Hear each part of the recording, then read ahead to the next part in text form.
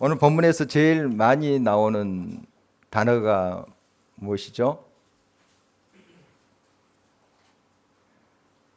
별로 관심 안 갖고 이제 읽으셨기 때문에 잘 모를 수 있습니다. 여호와도 많이 나오고요. 나라는 단어가 많이 나오죠. 나.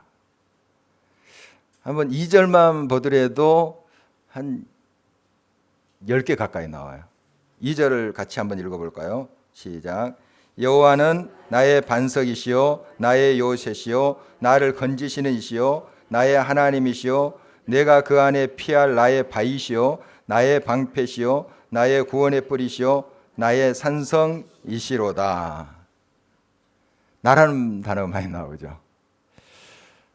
우리 신앙은 하나님과 개인적인 만남에서 시작돼요.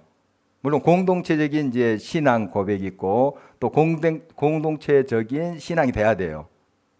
각 개별로 신앙 좋고 하는 것으로 끝나는 것이 아니고 그 공동체가 신앙을 건강하게 이렇게 유지해야 됩니다. 공동체성의 신앙이 있어야 됩니다. 그러나 먼저 우리 각 개인이 하나님을 인격적으로 만나는 것을 전제하는 겁니다. 1대1로 만나야 돼요. 그런 개인이 하나님을 인격적으로 만난 개인이 모여서 공동체가 되죠. 그래야만이 그 공동체의 신앙 고백이 건강한 것이죠. 그래서 우리는 이제 하나님을 이 다윗과 같이 인격적으로 만나야 됩니다. 다윗이 이렇게 고백을 하죠. 나의 반석, 요새, 바위, 방패, 뿔, 산성이십니다. 이렇게 하지 않고 나의 반석, 나의 요새, 나의 바위, 나의 방패, 나의 뿔, 나의 산성. 계속 이 하나님에 대한 표현이잖아요. 이런 게 산성이시다, 방패시다 하는 게 표현을 계속 나의 그 방패시고 나의 산성이시고 하는 이런 표현을 이제 쓰는 것이 무슨 이유인가 하는 것이죠. 그냥 일괄적으로 나의 한번 한다면 쫙 단어를 모아서 그렇게 표현할 수도 있는데 굳이 한 단어 한 단어에게 나의라는 그런 수식을 합니다. 이건 뭔가 하면 이 한 단어 한 단어가 그냥 그 낱말이 좋아서 참 이 말 참 아름답다 해서 나열한 건 아니에요. 그 한마디 한마디 반석이라면 예를 들어서 이 세상 민심은 이렇게 많이 흔들리잖아요. 그런데 하나님은 반석이시다. 나의 반석이시다. 흔들리지 않고 변치 않는 그 하나님의 약속, 하나님의 신실성, 이걸 경험한 고백이에요. 그러니까 그 하나님과 자신의 관계를 명확하게 이렇게 또 친밀한 그 관계를 표현하고 있는 것이죠. 그래서 뭉뚱그려서 그 단어를 나열한 것이 아니고 다 그 단어마다 자기가 경험한 그 하나님을 표현한 거예요. 실제 삶 속에 여러 가지 상황 속에서 그가 얼마나 많은 경험을 했을까요?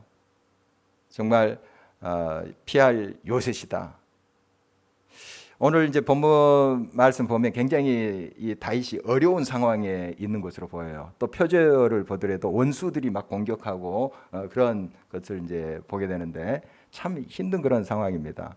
이런 상황 속에서 하나님이 자기를 지키신다 하는 것을 경험해서 나오는 소리가 이 요새예요.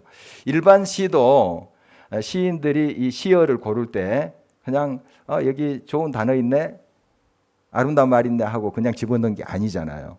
굉장히 그 묵상하고 또 심사숙고하고 그 단어 하나를 골라서 정말 시를 짓지 않아요? 그런데 이 하나님을 찬양하는 시인데 다윗이 뭐 그냥 좋은 낱말 있다고 모아놓은 건 아니잖아요. 그 하나하나를 묵상하면서 그 시어를 선택했을 거예요. 물론 이제 성령의 감화 감동으로 이 글을 썼겠지만 정말 하나님과의 그 만남의 체험 속에서 이 단어 하나가 선택되었다 하는 것을 볼 수 있어요. 그래서 하나님과 깊은 개인적인 교감이 있는 것을 보게 됩니다. 이 다윗이 처한 상황이 여의치 않는데요. 굉장히 좀 힘든 그런 상황인데 그가 이 시를 시작하면서 제일 먼저 하나님을 높이고 있어요. 물론 자기의 상황이 굉장히 지금 어렵고 힘든데 먼저 하나님을 바라보고 찬양으로 시작하고 있어요. 나의 힘이 되신 여호와여, 내가 주를 사랑합니다 하고 주님을 향하는 마음을 고백하고 있잖아요. 그리고 3절 말씀에 보면은 내가 찬송 받으실 여호와께 아뢰입니다. 먼저 찬양을 하고 있는 이 시인의 모습을 보게 됩니다. 방금 우리가 이제 찬양할 때도 먼저 하나님을 높이는 그런 찬송이 나왔죠. 주일 1, 2부 예배 때도 제일 먼저 어떤 찬송을 하냐면 할렐루야 할렐루야 우리 전체 일어서서 그 찬양을 하고 이제 올해부터 시작하고 있죠. 여러 상황이 있어요. 여러 복잡한 일들도 있고 강구 드릴 그러한 문제도 많고요. 그렇지만은 일단 하나님을 바라보고 하나님을 찬양하는 것이 참 중요합니다. 그래서 새벽 기도회 때도 할렐루야 할렐루야 하면서 이제 먼저 찬양을 하고 또 우리의 고백을 하고 이렇게 하는 형식을 갖추는데 꼭 그 형식이 중요한 것이 아니고요. 우리의 마음이죠. 먼저 어떤 상황, 어떤 형편 속에서도 하나님을 찬양하는 마음. 그러니까 아직 문제가 해결되지 않았어요. 답답해요. 그리고 힘들어요. 그렇지만 나의 인생 속에서 우리 신앙의 선배들 인생 속에서 역사하신 그 하나님이 지금 계시잖아요. 이 자리에 계세요. 하나님 살아 계십니다.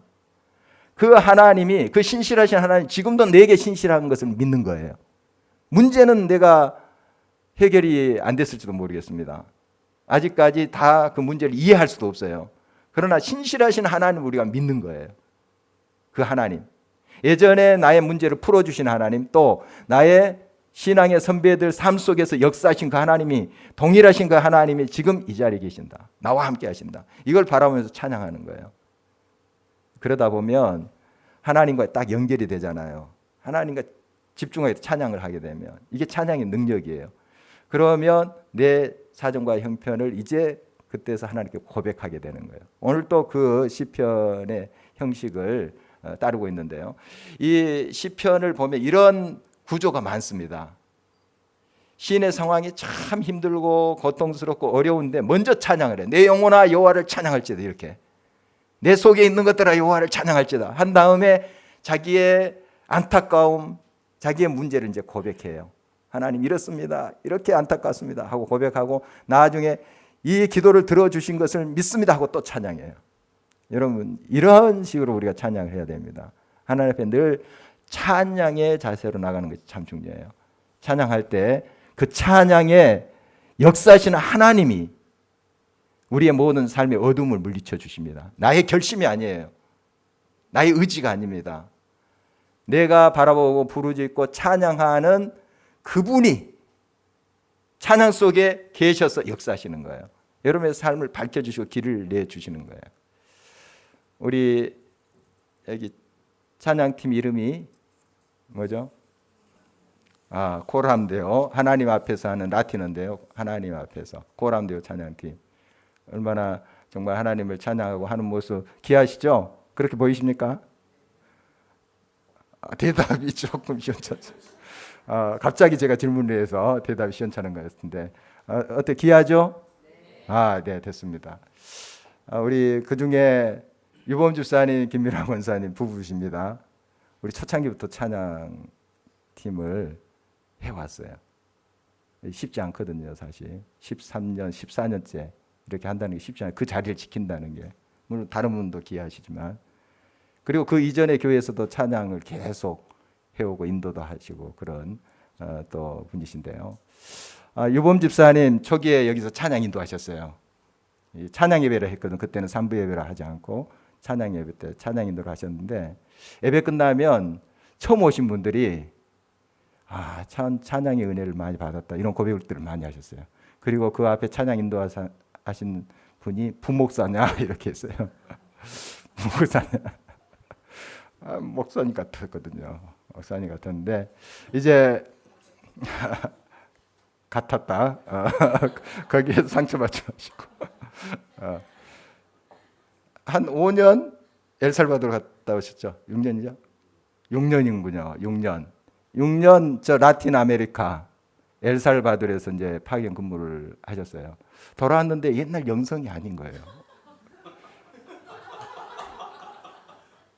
라틴 아메리카 풍인지 이게 그 영성인지 막 헷갈려요. 이게 좀 영성이 좀 식었는지 막 헷갈리는 거예요.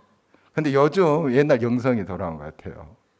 어쨌든 어떤 형식이든지 찬양의 자리에 있었다 하는 것 참 중요해요. 여러분 찬양의 자리를 지키십시오. 하나님을 찬양하세요. 이게 꼭 앞에 코람대가 되라는 뜻은 아니에요. 여러분들이 시간마다 또 혹시 참 답답한 일을 당했을 때 찬양을 먼저 하세요. 찬양. 지금 문제가 안 풀렸어요. 답답해요. 이해도 안 돼요. 그렇지만은 모든 것을 풀어주시고 역사하시고 내 삶 가운데 우리의 역사 가운데 함께 하시는 그 주님은 이 자리에 계신 것이 확실하잖아요. 우리 믿음으로 고백하잖아요. 그 분을 높이는 거예요. 그 분을 찬양하는 거예요. 그러다 보면 내 마음에 그렇게 잠재졌던 있던 것들이 일어나게 됩니다. 그리고 깨닫게 돼요. 그리고 나의 문제를 직시하게 돼요. 하나님께 고백하게 돼요. 그리고 하나님의 응답을 받게 되는 거예요. 이게 찬양의 능력인 것입니다. 그래서 다윗은 이런 찬양 속에 늘 들어가서 하나님의 능력을 맛보았던 사람입니다. 그가 삶이 녹록치가 않아요. 왕이 돼서도 참 쉽지 않았어요. 여러분 시편을 보면 얼마나 부르짖는 기도가 많은지 몰라요. 몸부림치면서 기도했거든요. 왕이 되면 다 그냥 말 한마디에 다 될 것 같지만 그렇지도 않은가 봐요. 왕관의 무게가 또 있기 때문에 그걸 견뎌내는 것이 얼마나 고독이고 힘들었겠어요. 정말 이런 힘든 가운데 그가 그 상황을 뚫는 방법은 하나님을 찬양하는 거예요. 하나님을 찾고 하나님 부르짖는 거죠. 다른 게 없어요. 그의 현 상황을 한번 볼까요? 4절 5절 말씀입니다. 함께 한 목소리 읽겠습니다. 사망의 줄이 나를 얽고 불의의 창수가 나를 두렵게 하였으며 수월의 줄이 나를 두르고 사망의 올무가 내게 이르렀도다. 이 수월이란 말은 이제 지하 세계 뭐 이런 건데 죽음이라고 여러분이 해석해도 무방하겠습니다. 사망의 줄이 말 얽고 지금 계속 반복적인 거잖아요. 표현은 조금 다르지만 막 너무 힘든 거예요. 지금 막 원수들이 공격해 오고 견딜 수 없어요. 지금 이 상황을 한마디로 하면 뭘까요? 사경, 죽을 지경, 죽을 지경이에요 지금. 스스로 벗어날 수가 없는 상황이에요.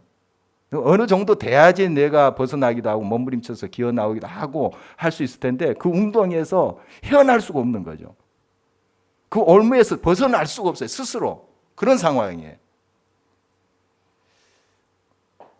이런 상황에서 벗어날 수 있는 길이 오직 한 가지밖에 없어요. 밖에서 건져줘야 돼요. 웅덩이에 빠졌을 때, 늪에 빠졌을 때 아무리 몸부림쳐도 헤어날 수가 없습니다. 더 깊이 빠져들 뿐이에요. 건져줘야 돼요. 누가요? 여호와 하나님께서. 그러니까 이런 상황에서 우리가 바라볼 자는 여호와 하나님밖에 없어요. 다른 길이 없어요. 다른 길이 없어요. 안 됩니다. 시간만 가는 거예요. 더 깊이 늪속으로 빠지는 수밖에 없어요. 하나님을 부르짖어야 되는 것이죠. 어떤 한 분이 그 기도 요청 카드에 자기 딸을 위한 기도 제목을 적어 넣어주셨어요. 그래서 거기다 공개라고 이렇게 해놨어요. 그런 내용을 공개해도 될까 하는 생각인데 공개라고 이렇게 표시를 해서 좀 이제 이름은 밝히지 않겠지만 제가 좀 나눕니다. 굉장히 청소년 딸인데 막 속에 분노와 증오가 가득하대요. 그리고 아빠랑 부딪히고 엄마랑 부딪히고 너무너무 이 집사님이 힘든 거예요. 그래서 이 기도 제목을 내놓으신 거예요. 얼마나 안타깝겠습니까? 하나님께 부르짖을 수밖에 없죠. 그래서 같이 저도 중보 기도하면서 부르짖고 있습니다. 오직 그 방법밖에 없다는 거 우리가 알기 때문에 하나님 향해서 주여 어떻게 여러 말로도 해보고 막 훈계도 하고 또 정말 달래보기도 하고 안 통한대요. 안 통한. 얼마나 답답하겠습니까? 여러분이 여러 문제가 있을 거예요. 여러분을 얽어매고 있는 그러한 줄, 지금 사망의 줄이라고는 죽을 지경. 이런 상황들이 여러분에게 각자 좀 다르겠지만 시시각각 불어닥쳐오잖아요. 여러분 오직 그러한 수렁에서 올무에서 건지실 분은 여호와 하나님밖에 없습니다. 주님밖에 없어요. 그분이 건져주셔야 돼요. 그분이 우리를 붙잡고 끄집어내 주셔야 돼요. 그래서 이런 고백을 하지 않습니까? 6절입니다. 우리 다 같이 한 목소리로 읽어보도록 하겠습니다. 내가 환난 중에서 여호와께 아뢰며 나의 하나님께 부르짖었더니 그가 그의 성전에서 내 소리를 들으시며 그의 앞에서 나의 부르짖음이 그의 귀에 들렸도다. 부르짖었다 했잖아요. 그 방법밖에 없어요. 이 다윗이 체험한 하나님, 부르짖을 때 응답하시는 하나님이에요. 다른 누구를 의지하지 않아요. 이 신앙의 선배들 보십시오. 다른 데 가서 물론 기도 부탁하고 해요. 하지만 인생을 의지하지 않습니다. 거기에 무게중심을 두지 않아요. 서로 도움을 얻고 형제 자매들이 힘을 합해서 나가는 것 중요하죠. 물론 그런 모든 힘이 우리들의 도움이 됩니다. 위로가 되고. 그러나 궁극적으로 우리를 건지실 분은 여호와 하나님밖에 없어요. 하나님만이 구원하셔요. 하나님만이 궁극적인 문제의 해결의 열쇠를 쥐고 계세요. 하나님을 꼭 붙잡으셔야 돼요. 이 다윗도 그러잖아요. 부르짖음은 다른 말로 표현해서 아까 말씀드린 찬양이에요. 찬양이 부르짖음이거든 사실. 기도고요. 이것밖에 없어요. 다른 길이 없어요. 성경에 다른 길을 제시하고 있지 않습니다. 하나님을 바라고 내 영혼아 잠잠히 하나님을 주목하라. 하나님께로부터 구원이 있다. 그분만이 온전히 나를 끄집어내 주신다. 이런 고백 아닙니까? 부르짖고 찬양하는 그것밖에 없습니다.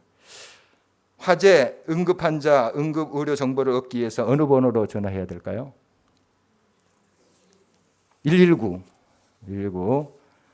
그러면 112는요? 범죄 신고. 별로 유익한 정보 같지 않는데요. 어쨌든 113, 111은 간첩 신고. 그런데 113은 경찰청에 신고하는 거고 111은 국정원에 신고하는 거래요. 어떻든 그냥 111하고 아무 번호나 누르세요. 급할 때 안내해 줄 겁니다. 여러분 답답하고 내가 도저히 헤어날 수 없을 때 어디다 전화를 해야 돼요? 천사. 예, 좋습니다. 천사. 예, 천사. 1004. 천사. 그것도 좋은 방법이네요. 예, 어떻든 천사도 우리를 돕습니다. 우리 하나님께 제가 답을 이야기하고 지금 문제를 내잖아요. 예, 하나님께 부르짖는 거예요. 하나님. 이렇게 부르짖고 찬양하고 하나님을 향하여 나갈 때 마음을 열 때 하나님 반드시 응답하십니다. 역사하세요. 오늘 본문 7절에서 15절은 그 하나님 우리에게 응답하시고 지금 역사하시고 이 세계를 통치하고 계시는 그 하나님에 대한 묘사예요. 막 자연 세계를 통치하시고 막 운행하시고 보면 막 불꽃이 나오고 막 이런 식으로 표현이 됐잖아요. 이게 자연 현상에 대한 것인데 거기에 하나님이 역사하고 계신다 하는 것을 말하고 있는 것입니다. 굉장히 능력 있고 그 앞에서 우리의 존재라는 것은 너무 미미하다. 또 우리의 존재뿐만 아니라 나를 괴롭게 하는 모든 세력들, 그 원수들, 하나님의 그 위험 앞에 아무것도 아니다 하는 것이에요. 이것을 표현하고 있는 것인데 한 절만 보도록 하겠습니다. 13절 말씀입니다. 함께 읽겠습니다. 여호와께서 하늘에서 우레소리를 내시고 지절하신 이가 음성을 내시며 우박과 숯불을 내리시도다. 제가 재작년에 스페인 산티아고 갔다 왔던 이야기 좀 나눴습니다. 우리 이병수 집사님 작년에 또 갔다 오시고 산티아고 거기에 갔었을 때 한 날인데 좀 비가 부슬부슬 왔어요. 이제 비옷을 입고 나섰습니다. 그런데 산길을 들어서는데 비가 막 쏟아지는 거예요. 막 쏟아지고 번개가 치면서 내성이 막 치는데 진짜 대단하더라고요. 저는 그렇게 가까이에서 번개 본 적 처음이에요. 말 그대로 그냥 땅에 그 번개 꽂히는데 하늘을 반쪽으로 낼 듯한 선명한 번개가 눈앞에서 이렇게 내린 걸 봤습니다. 그런 가운데 정말 하나님의 위엄을 제가 느낄 수 있었어요. 위대하심을 느낄 수 있었어요. 그 다음에 이제 번개 친 다음에 이제 내성이 치잖아요. 소리가 나잖아요. 소리가 나는데 꽈르릉이 아니에요. 보통 이제 그래서 꽈르릉 이렇게 표현이 되는데 꽈릉이 아니라 쫙이에요. 쫙. 천 찌듯이 쫙 소리가 나는데 정말 하늘을 찐 듯한 그런 소리예요. 쫙. 쫙 이런 소리 나요. 계속 이것이 반복돼요. 그 앞에서 나의 존재는 너무 미미해요. 보잘것도 없어요. 한 방 맞으면 그냥 가는 거예요. 그래도 계속 그 길을 걸으면서 이제 주님밖에 없습니다 하고 굉장한 이제 은혜의 체험이 있었는데요. 어떻든 정말 나의 존재는 이 하나님의 위엄 앞에, 위대하심 앞에 아무것도 아니에요, 사실. 아무것도 아닙니다. 마찬가지로 나를 괴롭히는 문제들, 원수들이라고 표현된 여러 가지 것들, 하나님 앞에 아무것도 아닙니다. 하나님이 일어서서 잠잠하라 하면 광풍이 잔잔해져요. 거라산 광인이, 귀신 들린 사람이 온전하라, 우리 주님이 한 말씀 하시니까 그냥 제정신 돌아와요. 여러분, 우리 주님께 부르짖으면 주님이 일어나서 우리를 건져 주십니다. 능력이신 그 주님이 함께 하십니다. 그 주님을 꼭 의지하고 붙잡는 저희들이 됐으면 좋겠습니다. 마지막으로 한번 복습하고 넘어가도록 하겠습니다. 수학 공식인데요. 한번 이쪽 불을 꺼주시겠어요?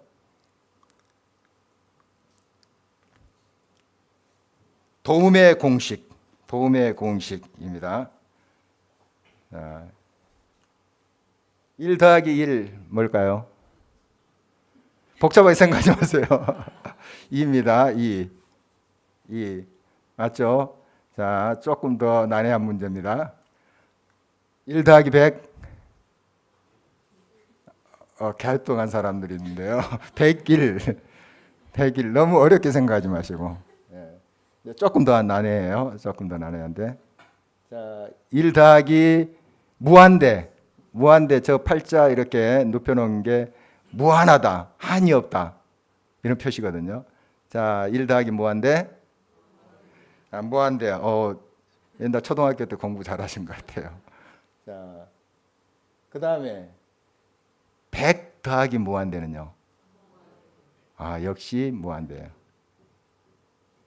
내가 1이라는 능력을 가진 사람이든 100이라는 능력을 가진 사람이든 무한하신 하나님을 의지하면 어떻게 될까요? 무한하신 하나님이 도우세요. 역사하십니다. 역사하세요. 내 부족하지만, 부족하고 능력도 1밖에 없지만 주님을 붙잡으면 주님이 무한하신 능력으로 도우세요. 함께 하세요. 믿습니까? 주님을 찾고 주님을 바라보면 주님이 우리를 찾아오셔서 건져주세요. 어떤 수렁에서도, 어떤 올무에서도 우리를 끄집어내 주십니다. 그 주님을 신뢰하시길 바랍니다. 다음의 공식 보겠습니다. 믿음의 공식이라고 제가 이름을 붙여봤는데요. 한번 이거 알아맞혀 보시죠. 1 곱하기 1. 이제는 좀 자신 있게 대답하시네요. 자, 1입니다. 100 곱하기 1. 100. 100이에요. 곱하기 좀 다르죠. 아까 더하기랑 조금씩 다른데. 자, 조금 더 난해해요. 무한대 곱하기 1. 무한대예요. 무한하신 하나님을 내가 1밖에 안 되는데 겨자씨만한 믿음인데 그걸 드렸어요. 무한대로 역사하세요. 무한대로 역사하세요. 그런데 이 마지막 문제 한번 볼까요? 무한대 곱하기 0. 무한하신 하나님인데 내가 믿지 않으면 어떻게 돼요? 결과 아무것도 없어요. 믿지 않으면 하나님께 다 예비해 두셨어요. 내가 너를 건지리라, 너를 높이리라, 너를 세우리라 약속해 주셨어요. 그렇게 또 할 채비를 다 가지고 계세요. 안 믿어요. 주님을 안 부릅니다. 주님 붙잡지 않아요. 믿지 않는다는 거예요. 결과는 제로예요. 0이에요. 여러분 믿음을 드리시기를 바랍니다. 정말 지금도 살아계신 하나님, 역사하신 그 하나님께 여러분의 삶을 드리고 그 하나님을 찬양하세요. 지금 다 이해가 안 될지라도, 지금 다 해석이 안 돼요. 문제가 아직 있어요. 하지만 그 하나님을 신뢰함으로 찬양하세요. 감사드리세요. 그 하나님을 부르세요. 그 하나님은 지금도 동일하신 하나님, 다윗의 하나님, 여러분의 하나님이십니다. 모세의 하나님, 여러분의 하나님이세요. 그 하나님을 꼭 만나시고 하나님의 영광을 드러내는 저와 여러분 되시기를 간절히 바랍니다. 기도하시겠습니다.